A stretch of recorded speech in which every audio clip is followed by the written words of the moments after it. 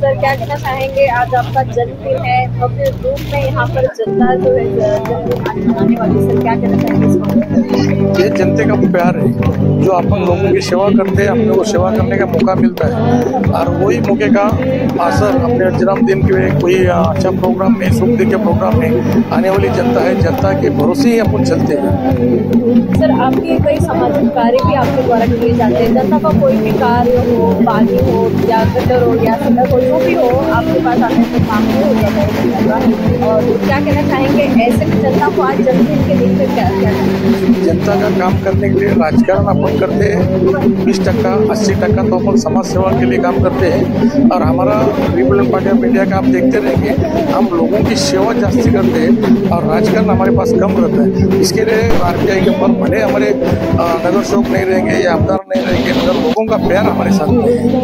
Sir क्या कहना चाहेंगे RTI को आगे बढ़ाने के लिए आपके नेतृत्व में किस तरह से कार्य करेंगे? दक्षिण मध्य जिला का जवाबदारी मुख्यमंत्री रामदास जी आठवले साहब ने मुझ पर दी है और दिलो जान से उसको आगे बढ़ाने के लिए, जिला की सुधारना करने के लिए मैं काम कर रहा हूँ।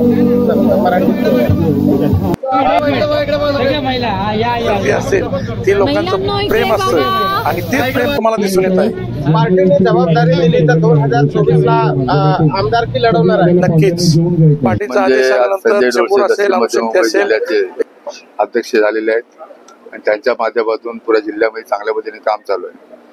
रिपब्लिकन पक्षाचे नेते रामदासजी आठवले साहेब त्यांच्या पक्षामध्ये ते प्रामाणिकपणाने काम करतायत आणि मला वाटतं आज त्यांचा वाढदिवस आहे।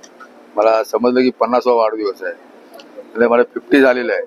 आता 51 मध्ये ते पदार्पण करणार आहेत। आणि अशा पद्धतीने काम करणारा एक मराठा समाजाचा एक कार्यकर्ता, आज मराठा समाजाचा इथे जिल्हा अध्यक्ष आहेत, जिल्हा सेक्रेटरी आमचे मुस्लिम समाजाचे अनिशभाई पठाण आहेत।